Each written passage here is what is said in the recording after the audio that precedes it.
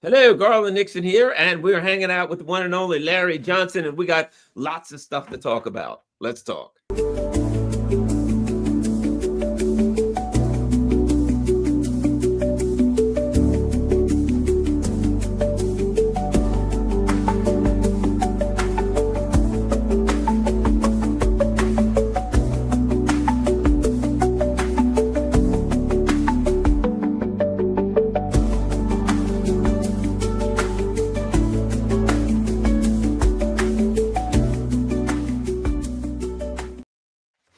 Hello, one and all, hanging out here with Larry Johnson today, and we got plenty to talk about. Got some great stories from his great website, sonar21.com. Larry, before we get started, I want to throw a couple things at you, just to get your thoughts on Sure. some of the stories that are going around. Two things, which I think are connected, at least in the court of public opinion, if nothing else. So Ryan Ruth is this seemingly lunatic guy who had a crazy book. I read most of his book, who everything that I read about him shows that he was working with some intelligence or some State Department or something, kind of recruiting mercenaries into Ukraine. Right. He shows up on a golf course with a weapon. That's just all weird. Then he has a trial in which he represents himself. And the interesting thing about that trial is the Department of Justice, the prosecutors requested to the judge to hide the evidence they have against him, arguing that if the evidence were to be disclosed, it would cause grave damage to the U.S. national security. Yeah. And I look at him like, there was the Butler thing, guys laying on roofs all over the place. There's so-called trans activists changing clothes multiple times, hiding rifles, writing text that looked like it was a police report. I read a lot of police report. That text looked just like a police report. There's guys, they're hiding the evidence. But what the hell? The court of public opinion, which I am a member of, has to be looking at Butler, at Ryan Ruth, and at the latest Charlie Kirk shooting, saying,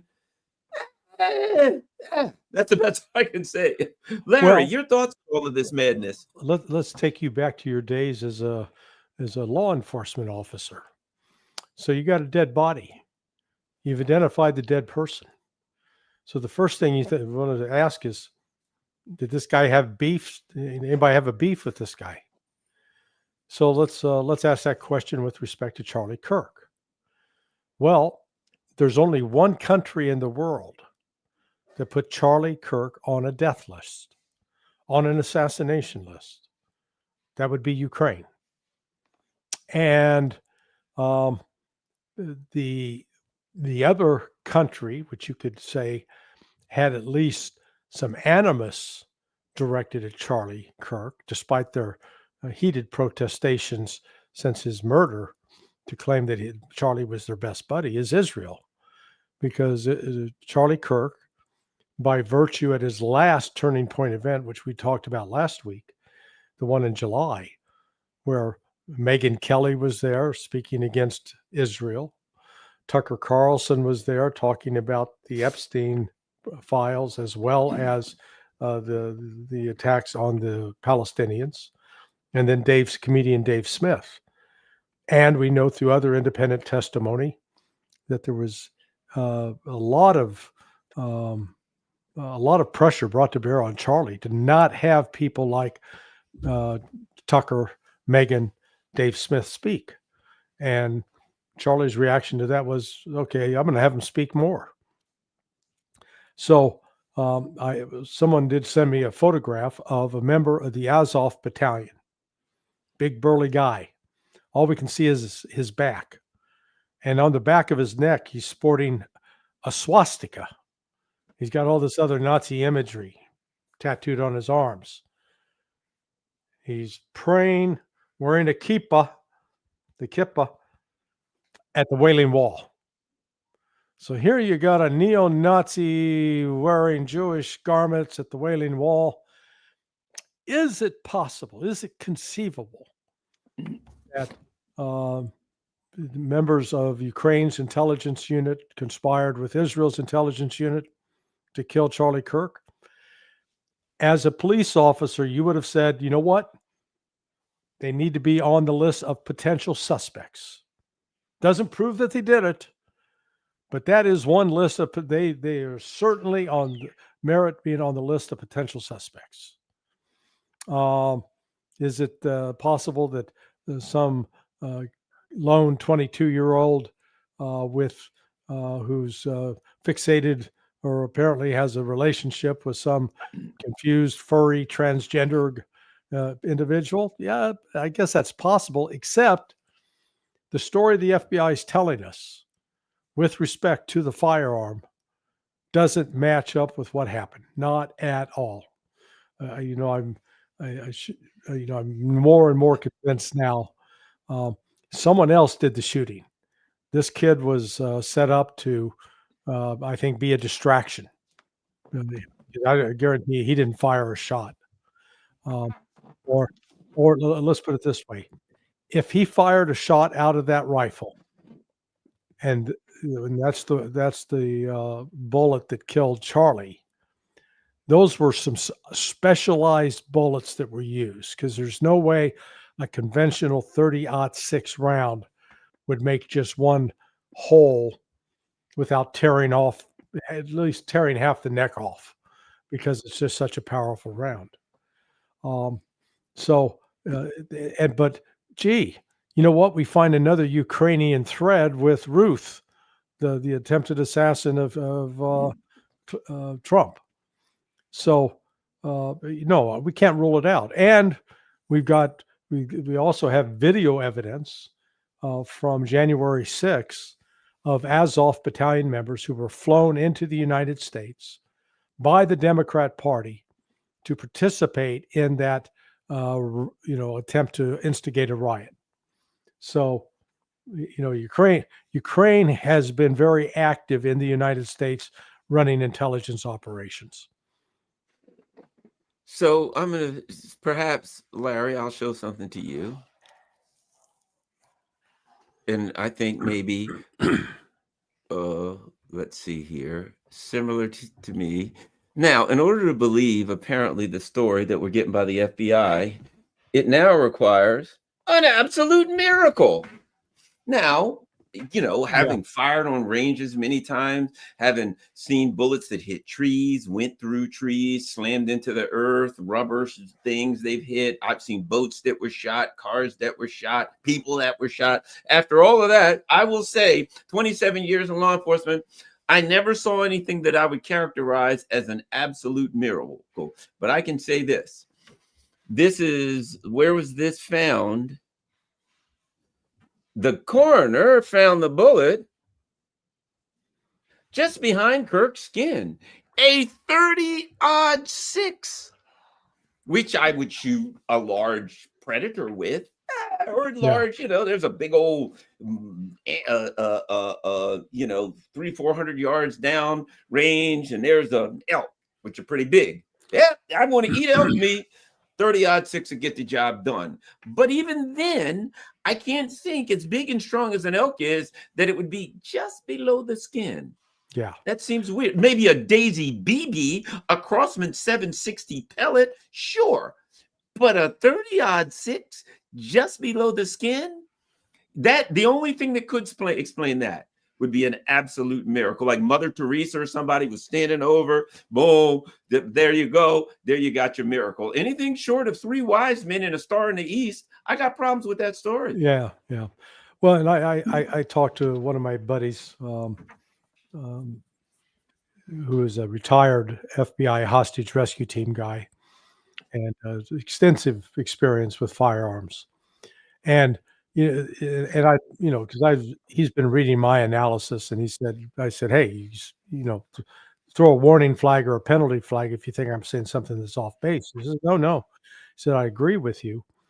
There are some other possibilities. Again, probably not a 30-06, but the conventional 30-06 round is you've got a lead bullet that may be encased in copper, or you could actually have a steel core where the whole body of that bullet is steel.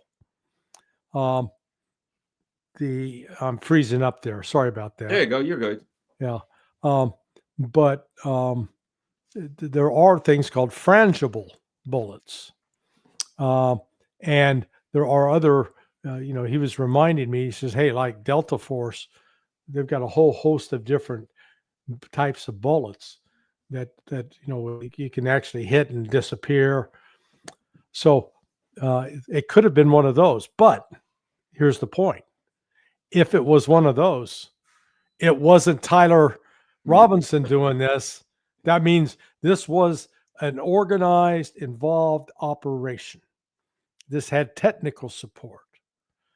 The other eyewitnesses that have emerged, according to Candace Owens, that she talked to, say that, hey, that they saw a guy in camo with a face mask with a much smaller rifle. A smaller rifle could account for the wound, and particularly, again, if you use something like a frangible bullet, something that's less likely to penetrate. And for the audience, frangible bullets were originally developed because the bullets that police officers were using when they shot somebody, you got a lot of through and through. The bullets would pass through and hit someone that was innocent. So they found these bullets that when they hit, they dissolve, basically, cause incredible internal damage, but don't pass through. So there's that aspect to it. There's just what we know is the entire explanations surrounding lack of information about the kid that tried to kill Trump in Butler, Pennsylvania. Then there's Ryan Root with his close collaboration, multiple trips to Ukraine, clear contacts with SBU, the intelligence outfit and military intelligence. And then this can't rule out that some aspect of Ukraine and Israel has to be looked at. Yeah, I think the more we look at it, the more it looks to be professional. But the other part of it, okay. And Candace Owens also reported, I don't know if it's true or false, that she's been told that the FBI is squeezing the Utah police, telling them drop it, it's ended, it's all over. And the more you look at it, see, the ugly part is not who done it. Okay, let's just say for the sake of argument, it was whoever, right? But it seems to me that the FBI, that's where it goes ugly, because they're doing the investigation and they're putting out contradictory information. And then the guy's he's there 4 hours early. He drives there 4 hours early, but then 30 minutes before, he takes a walk to a neighborhood a quarter mile away. And he walks back, and he changes clothes a bunch of times. And then there's a ridiculous text message. It's not, there's certainly this could have been anything, right? It could have been any professional hit, whatever, right? The billionaires that were pissed at him. But then you look at the FBI, you say, what the hell are they doing? The appearance is that the FBI is involved in what I'll call a Seth Richian style cover up. Yeah. In fact, the contradictions, Kash Patel was asked something the other day, and he said, "Oh, it's an active investigation. We can't reveal that." Yet within 12 hours, you're putting out the text messages, and you put them out without date time groups on them. So you don't even, there's something already fishy about that. Were they constructed through artificial intelligence? Maybe. They read like it. Yeah. They read like it. It's like they were constructed by, they read like a police report. Like, I don't know, let's say a 42-year-old cop would write. And the most strange thing about the text messages to me was that the trans lover person seemed to be an FBI interrogator, because they were like, what happened next? Yeah. How long were you planning it? Well, and I'm thinking, wow, geez, those are good questions. I wish I could have hired this person as an investigator years ago. What'd you do? What time? Where? Why'd you do that? What next? And then at the very end, this person who we're told is extremely intelligent, 4.0, high test scores and everything, couldn't figure out that at some point somebody be reading those text messages. So they just conveniently wrote text messages that were confession that aligned with every bullcrap point that we got from the but they must have read the FBI's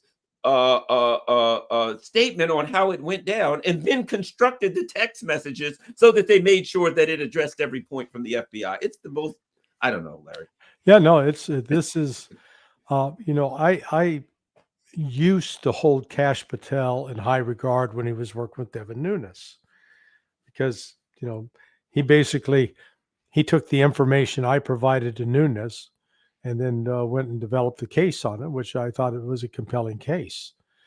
But it's clear now that Cash Patel he is heavily compromised with and so one of my readers pointed this out, that in India, one of the reasons the Hindus have such close ties with the Israelis is because of the Hindu conflict with the Muslims Right. and their hatred of the Muslims. So they have a natural affinity with the Zionists. And, Cash Patel is completely captured by the Zionists and going out of his way to make sure that nobody looks at anything having to do with Epstein. Not because Trump is implicated, but because there are a lot of prominent Republicans, Democrats, wealthy donors who are implicated, and they're not going to have justice for those women.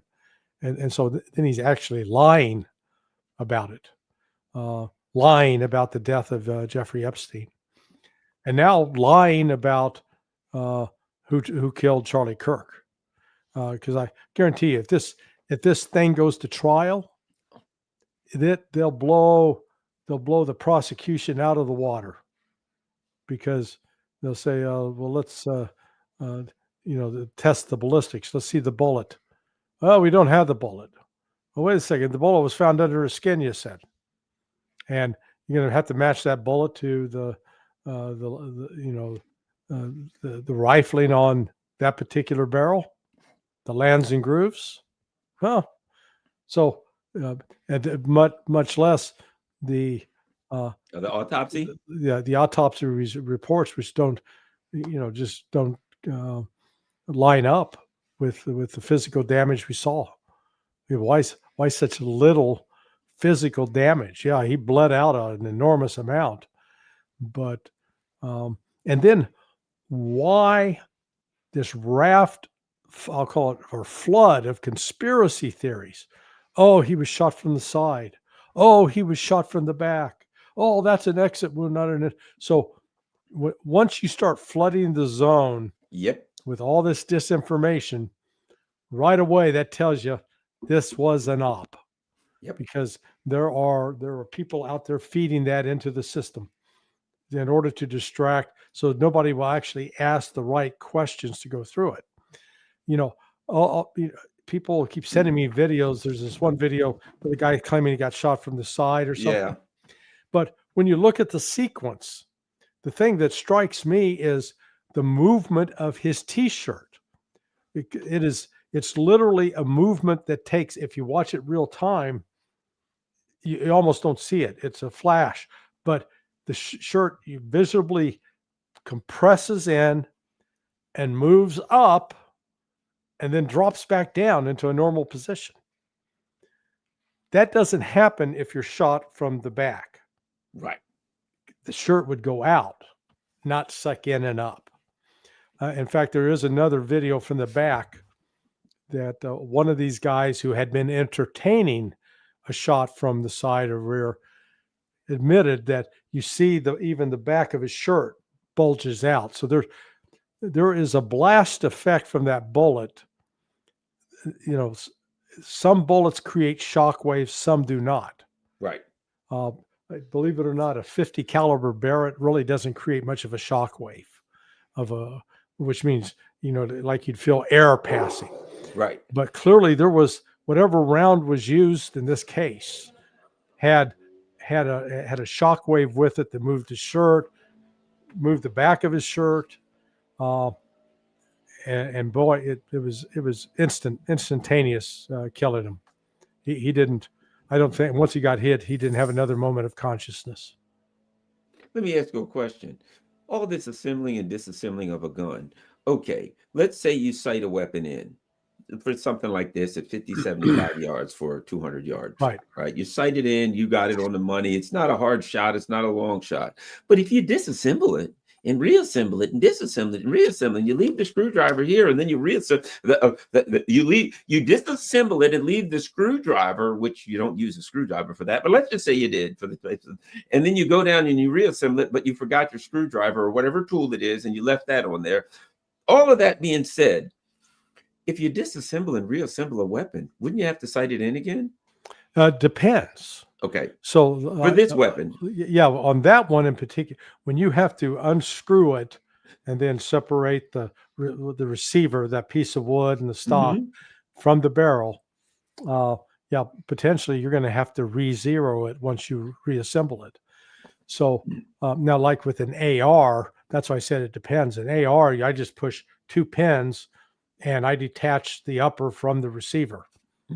So, you know, that one and that there I don't have to worry because the barrel is intact with the optic. So it doesn't change the alignment of the barrel and the optic. But again, it's one other thing. The you know, initially I thought, well, there are some ARs, excuse me, some 30-06 rifles that you actually they detach the sort of at the barrel and the receiver. It's Right. I posted a picture of it on my on my blog site, Sonar 21. But that doesn't look to be the case here. What this kid had, and again, I think he was used entirely as a distraction. He was there. He was there to be a fake squirrel sent out to run around to get the dogs chasing the squirrel when the raccoon is the one you want to go after. Now, this is the weapon here? Yeah, yeah. I mean, the same model. Well, yeah, same model. That's a Mauser. So see how it disassembles in front of the trigger group? So it can, it's just so, but what it doesn't show is where the optic would be, and the optic would potentially actually would have to fit on both parts. So that's where that kind of rifle is unlikely to have it to be able to be broken down with an optic, because the optic would still be attached to each half. So you'd have to take the optic off. You take the scope off, and then you could take it apart. Yeah. Which is going to be a little bit of a pain. But if you take the scope off to disassemble it and you reassemble it, then you got to disassemble it to sneak it in, and then you put everything together and put the scope back on. It is not going to be true. I mean, potentially it could be, but you wouldn't want to trust it if you were going to take a high, a shot that you expected to make. Right, and so this shows. Yes, a Mauser could be broken down and put into a backpack, but as you correctly note, there are a lot of other problems that come with that, and a lot of other issues. And this kid didn't have a lot of leisure time, both to set up and then take the shot and then get away. And so, again, the entire story about I think this kid was he was used as sort of I call him a Lee Harvey Oswald figure, to be a visible presence, so he could be what everybody focuses on, like a big magic trick. Sit here and wave my hand, have you focus on my left hand while I'm doing something under the table with my right hand. And there's there's our Azov battalion neo-Nazi practicing Jew, I guess. Oh my God. Yeah. So what we're looking at is now, I'll put it to you like this. I've spent a lot of time in court in my day. The only thing you need is reasonable doubt. In fact, I've been in with a lot of attorney generals, and they've said AGs, with DAs, district attorneys, that have said the investigators will say, I think we got a good case, and the AG will say, nah, there's a problem right here. We need more. And they will not go forward with the case. Nah, somebody's going to poke a hole. Nah. I look at this case. Either of us could defend it. Yeah. It Yeah. wouldn't be hard to defend this case now. Yeah. They've got witnesses. Apparently, you've got another witness out there that is saying, I saw somebody run and the guy was in tactical gear and it wasn't him. So we got various witnesses saying, oh, no, I saw this. Then you have a polluted crime scene. Immediately afterwards, they started taking it down, taking the camera down. So you don't really have a crime scene to speak of. Right. How much info do we have on the crime scene where the guy was on the roof? Then you have things that are inconsistent that don't make sense. The guy, the defendant doesn't have to say anything. You can have the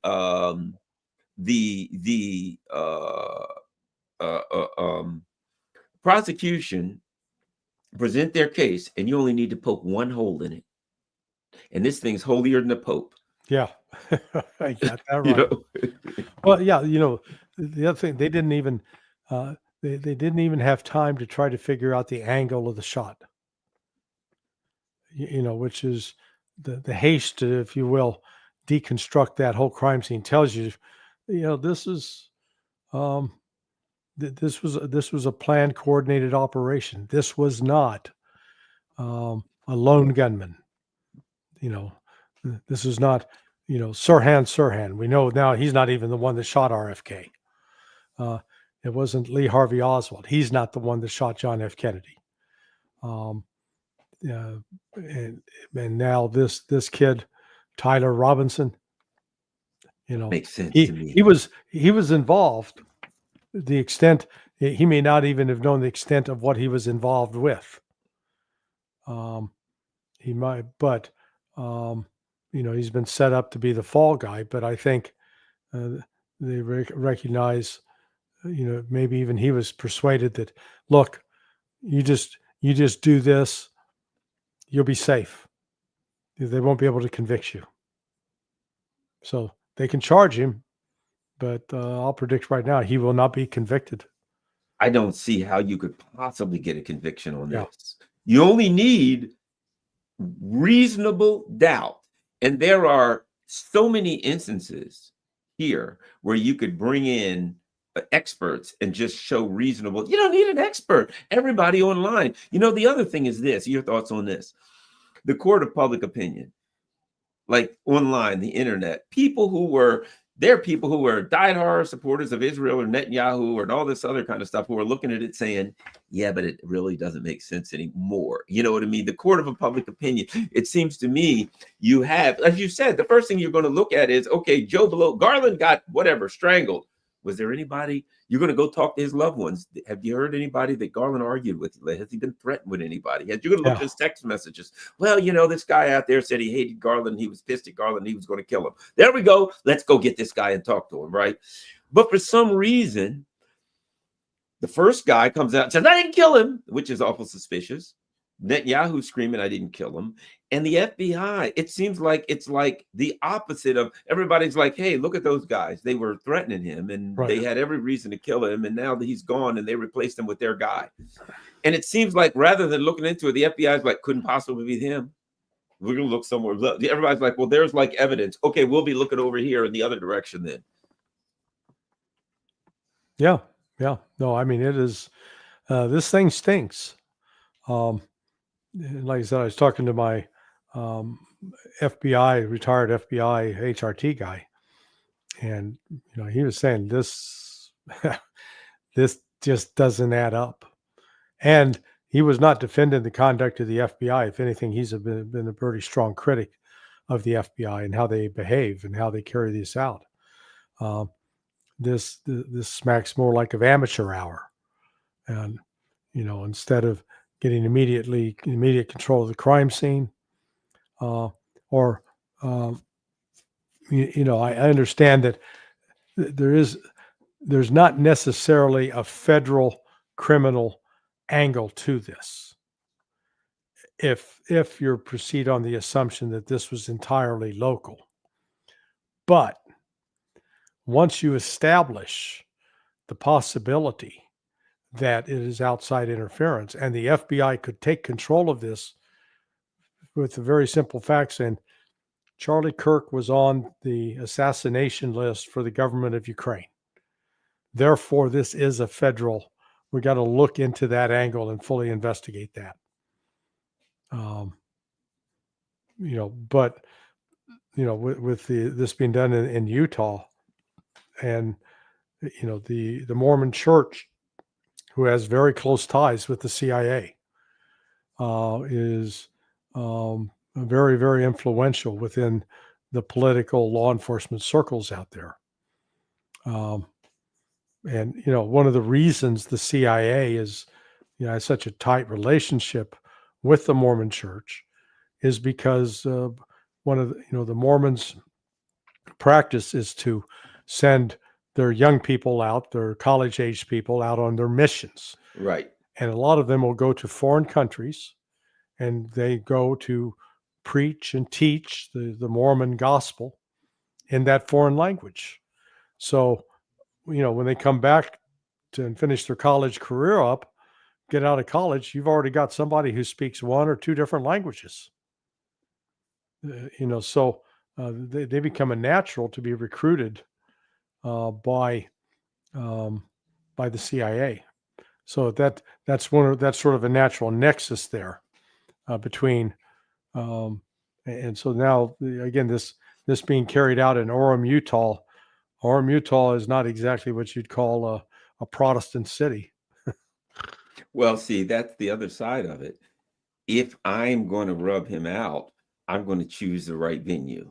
Yeah. If I'm going to do this, I want to choose an area where I got a lot of, for instance, it's just so happened that JFK got killed in Dallas, where LBJ and you know what I mean, had like a tremendous political power and all of these powerful billionaire friends and all of these oil people. Coincidentally, Right. he happened to choose that state, And when I look at him, I'm like, well, if I were those guys and I wanted to rub somebody out and cover it up, Utah would be this. Apparently, he was going on some college tour, and there were some billionaire Zionists that were very concerned with what he might say on that college tour. Apparently, they'd meet with him. There had been arguments. There had been shouting matches. There had been threats.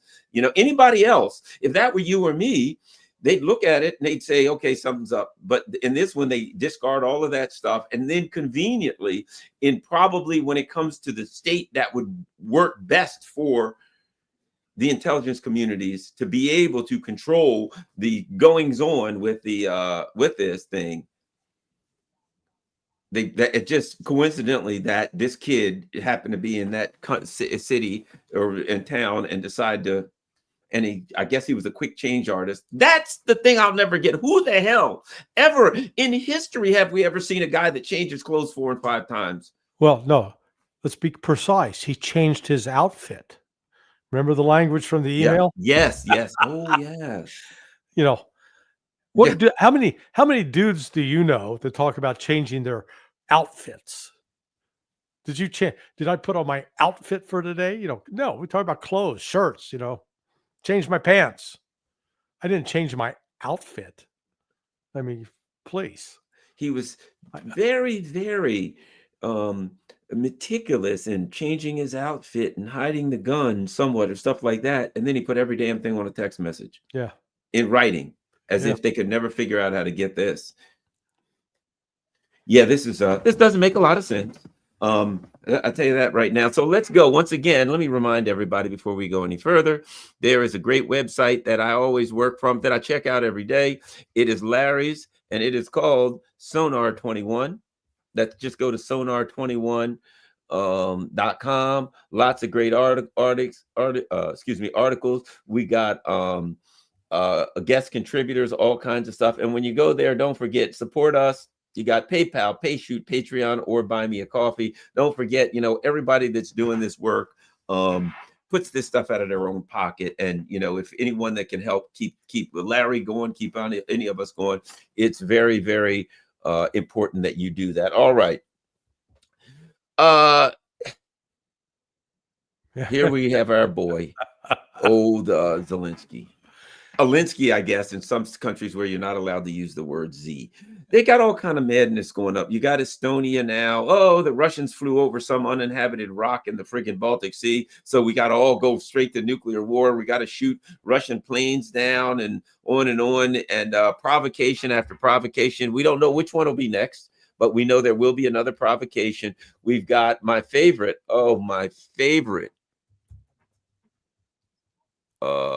let's see. This is Da- my favorite. David Oh, Petraeus having sex with Shara on stage. no, this is it. This is, let me find the drone and the kick. Oh, here we go. This was my favorite. I've been living and dying off of this one. It's the best.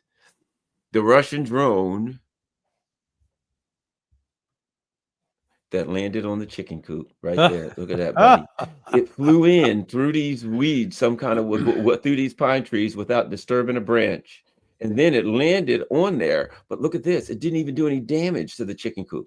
Almost like one of those Harrier jump jet vertical kind of lander things. That's a hell of a piece of equipment. And this little styrofoam plastic cardboard thing flew like 1,000 miles. You talk about range. The Russians are truly masters of drones.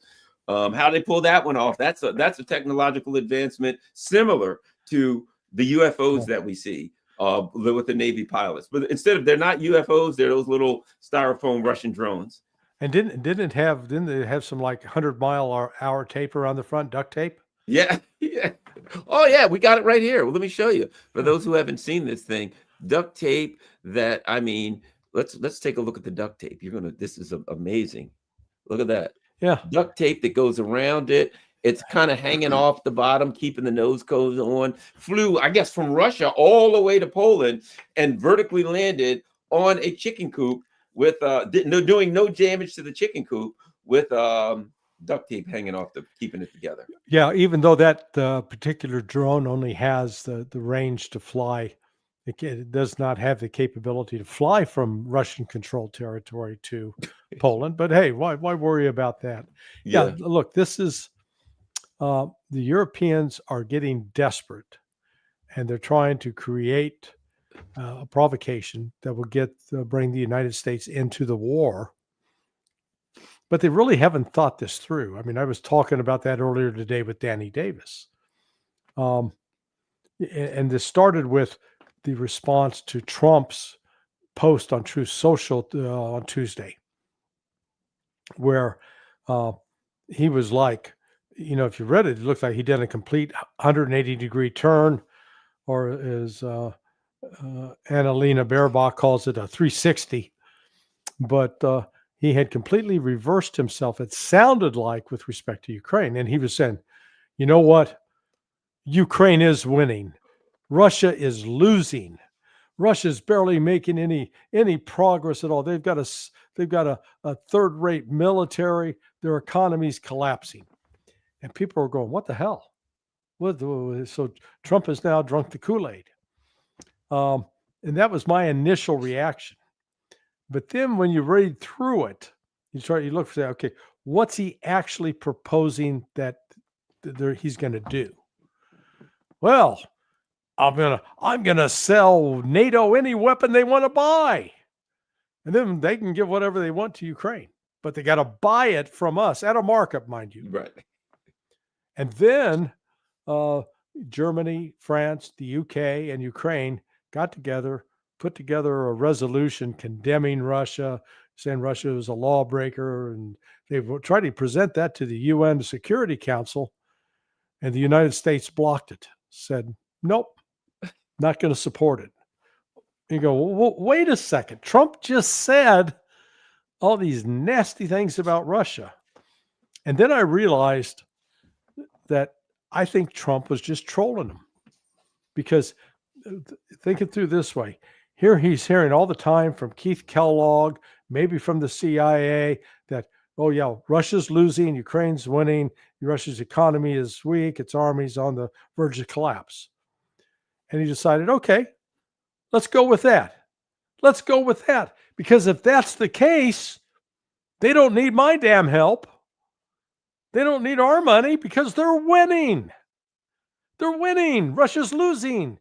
And you just told me that Russia's collapsing the economy. So, man, I'll just stand back and watch Ukraine take back all of the territory. And, man, they may even capture Moscow.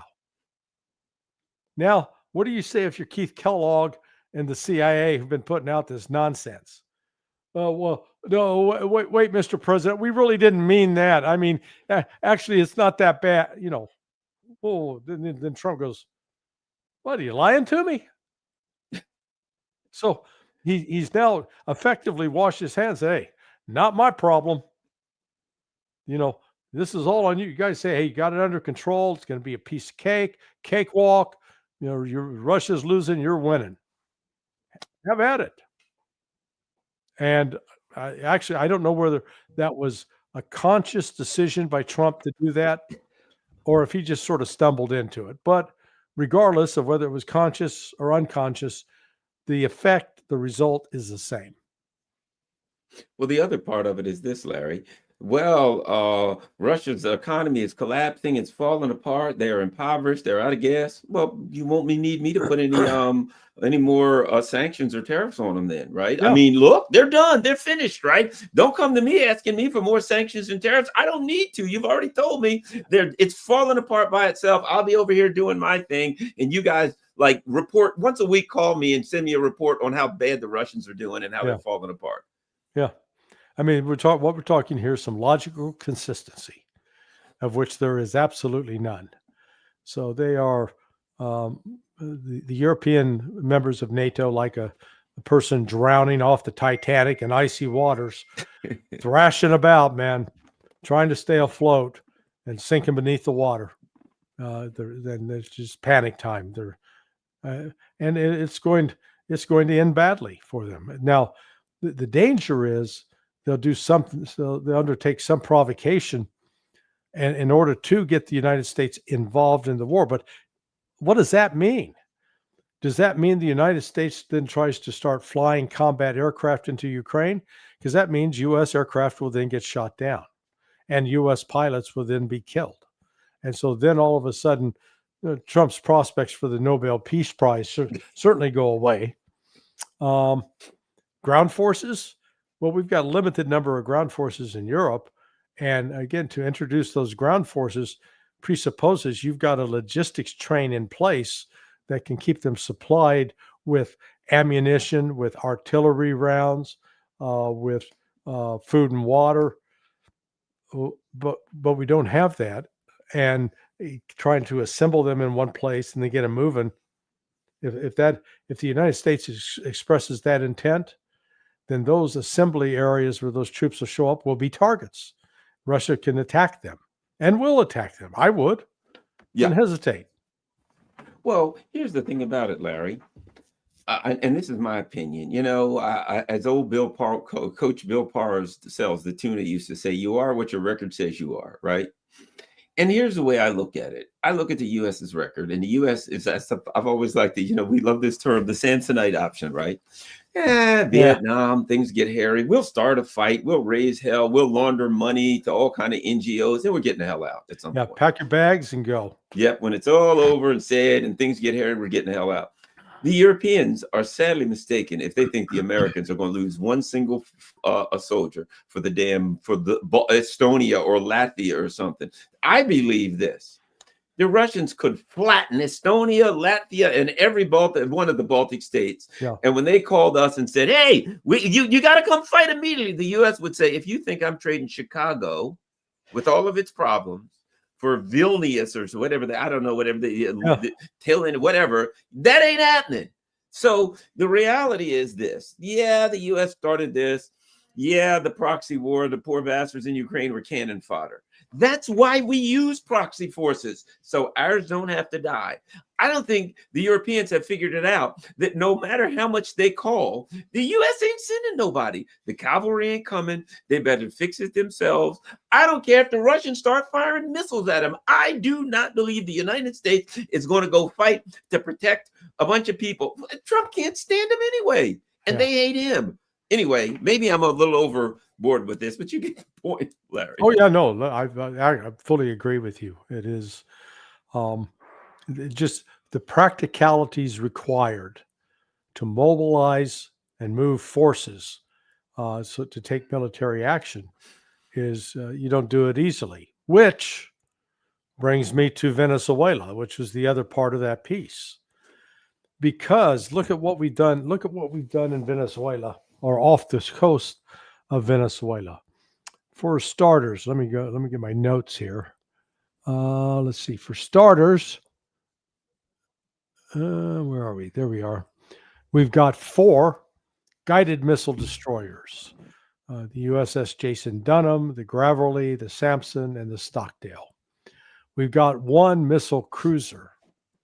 We have 1 what they call littoral combat ship, which is it's a smaller boat actually that can operate close to the coast, but it's still designated as a ship. It's got 3 amphibious ships carrying Marines, the Marine Expeditionary Unit. So, and then you got a whole host of F-35 fighter jets, bombers, M22 Osprey tilt rotor aircraft, MQ-9 Reapers.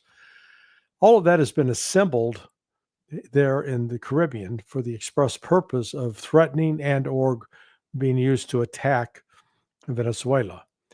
I would argue that we saw a similar kind of buildup around Iran in the week, the 2 weeks before the United States launched attacks back in June 24th of this year.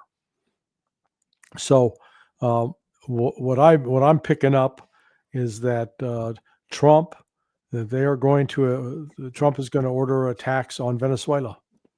Mm-hmm. A complete violation of international law and a complete unprovoked act of aggression. The difference is this time Venezuela has just recently signed a strategic security agreement with Russia. It has some military-to-military relationships with both China and the Iranians. So this is not going to be necessarily a cakewalk, even though my understanding is that Donald Trump has been briefed that all we got to do is land some of our forces in there like we did with Manuel Noriega back in 1989, and we can take control of the country and get rid of him. This is not Panama. This is Venezuela, quite a different place, more tactically challenging than anything we faced in Panama. And but yet, when you look at all the tea leaves here, Trump's going to do it. On top of it, we're then being fed this lie, and we talked about this a little bit last week when we were chatting, that the Trump ordering our Navy, Air Force, whoever's doing the actual attacks on these cigarette boats, claiming that they were justified in attacking a cigarette boat that was 60 feet long, 4 outboard motors. It had a range. That means it could travel 250 miles. So it could basically travel 1/5 of the way to the United States before it would run out of fuel. And so actually it would have to carry fuel on board or go through a complicated refueling link up with other ships along the way. And yet, without that ship firing on any U.S. personnel or forces, without that ship having a bomb or anything, any kind of explosive to use against the United States, Trump ordered the death of 11 people on that boat. Now, you go back to your law enforcement days. If I said, well, I saw this group of 11 people, I thought they're bad, and I shot and killed them, I think you'd arrest me and charge me with murder, which is exactly what Donald Trump engaged in. It was an act of murder, but compounding it is we don't have a single U.S. military officer in the Army, Navy, or the Marine Corps or Air Force that stood up and said, Mr. President, this is an illegal order. I will not carry it out. And if necessary, I resign my commission. Not a one. Entire group of cowards, in my view. Well, and here's what it looks like. For God's sake, we went up against the Houthis of all people, and they were able to fire missiles and do some damage, and we had to go away. It almost seems like the only thing that we can do is pick some poor unarmed bastard in a boat, claim it's a drug boat. Yep. Now, some people are saying it was fishermen, right? But whoever it was, we have I could point to any car and say that's a car full of drug people and shoot everybody in the car. There's been no trial. There's been no evidence presented. You just said, hey, look at this. They're they are drug dealers and summarily execute them. It looks like the U.S. is like, the administration has just said, well, let's go blow up somebody that can't fight back, and then Yeah. we'll just say, okay, we're really strong militarily because we can put our eyes on a target and blow something up. Yeah, well, it's like let's say that you're back in Baltimore, you're in Pigtown, you're observing a car that comes driving up. You see the two guys on the street corner. They step out. Uh, they make a drug transaction right there. You would still not have the right to kill anybody. Exactly. You'd go over, could arrest them. Now, if in the process of trying to arrest one of them, they pulled a firearm, yeah, then you could shoot and kill them, because then they're creating a threat of imminent loss of life or severe bodily harm to you. But until that moment, if they surrender, they get down on the ground and say, all right, you got me. You arrest them, you confiscate the drugs, confiscate the money, maybe confiscate the vehicle, but you don't kill people. And here we've got Trump. It's not, I want to emphasize, this isn't just Trump, it's his entire national security team, and it's the bureaucracy at the Department of Defense, now War, the military commands, from the Joint Chiefs of Staff. Nobody raised a word of protest. And they should have said, this is wrong. This is illegal. We can't do it. But you know what? We got accustomed to doing it under George W. Bush and then under Barack Obama, where we say, well, we've identified this house. This is where a terrorist lives, and we'll blow the hell out of it. Well, if we kill a bunch of family members, too damn bad. Well, and here's the other part. Look, number one, it's a big country with lots of mountains and lots of jungles, 30 million people, somewhere between 2 and 4 million of them who are armed with assault rifles who will shoot the living crap out of you. Yeah. Number one, that's no place. Hey, Garland, we take you Caracas? Would you like to go walking in? No, thank you, because I'm going to get shot at from every corner. No way, not happening. Yeah. That's number one. Number two, for their military weakness, they got some F-16s, they got some Su-30s. They've got some, no question, anti-ship missiles. We don't know how new they are. They're good friends with Russia and China and Iran. Yeah. So we don't know that, never underestimate what this guy's got. Don't go pick a fight with some guy. I know of an instance where a guy was going to beat a guy up with a baseball bat, and the guy says, leave me alone, I don't want any trouble. Oh no, you're going to get it now. Little guy pulls out a gun and shot him.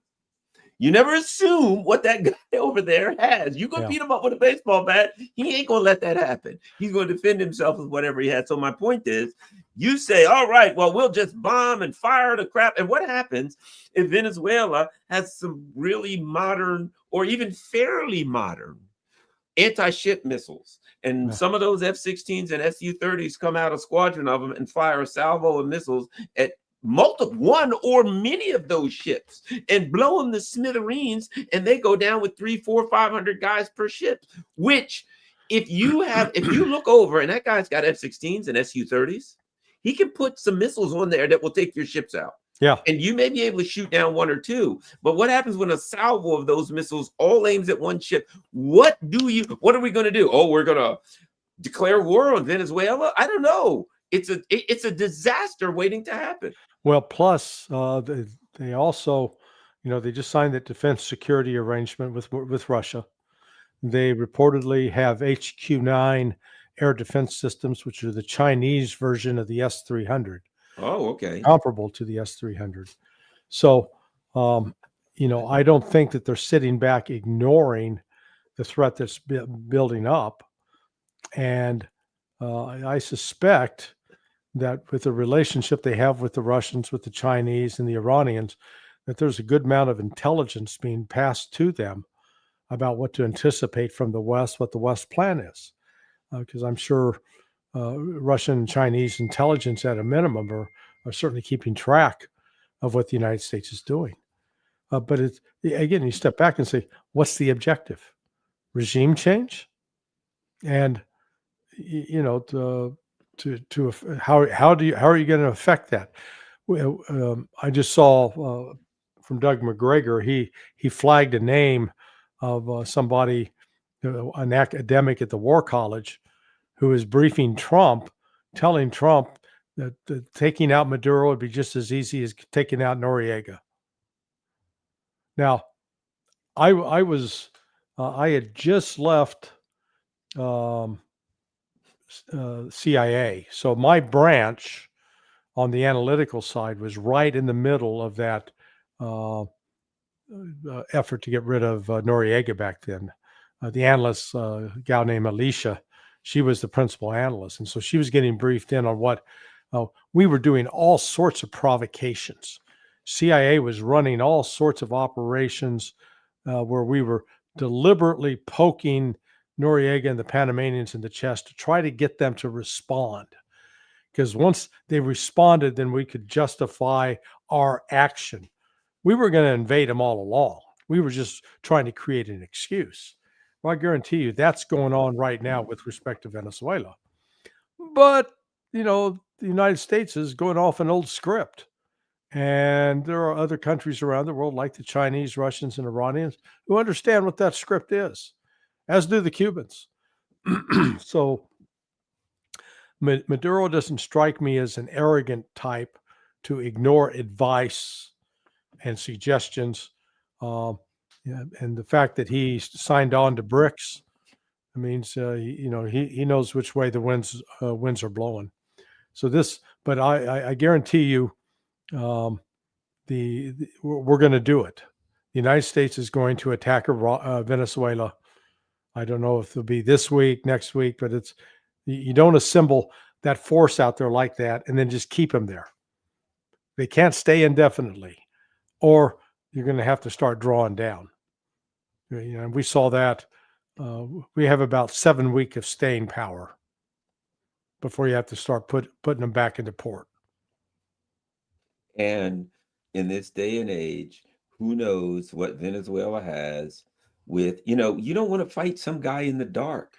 You can't see. He's got a bladed weapon, a knife. He's got an edged weapon. He's got a firearm, something. You're coming up on some guy in the dark. You don't know. You can assume that he's weak, but that's a bad assumption. That is the first violation of conflict. Never underestimate your adversary. Yeah. So if they got these ships sitting off, sitting there off the beach, shall we say, and they're sitting there with a bunch of really hardcore anti-ship missiles.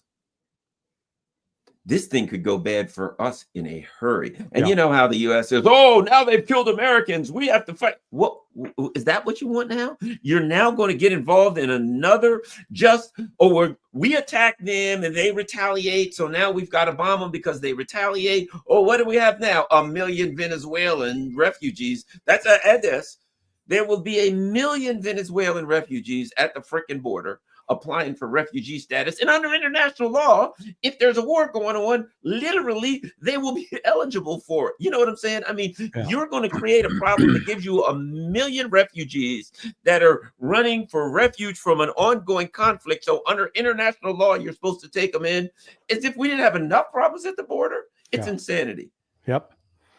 Yeah, no, that's where you're looking at, I've described Trump's foreign policy. I've come up with, I think, a good term for it. What we have, Donald Trump has what's called foreign policy Tourette's syndrome. Okay.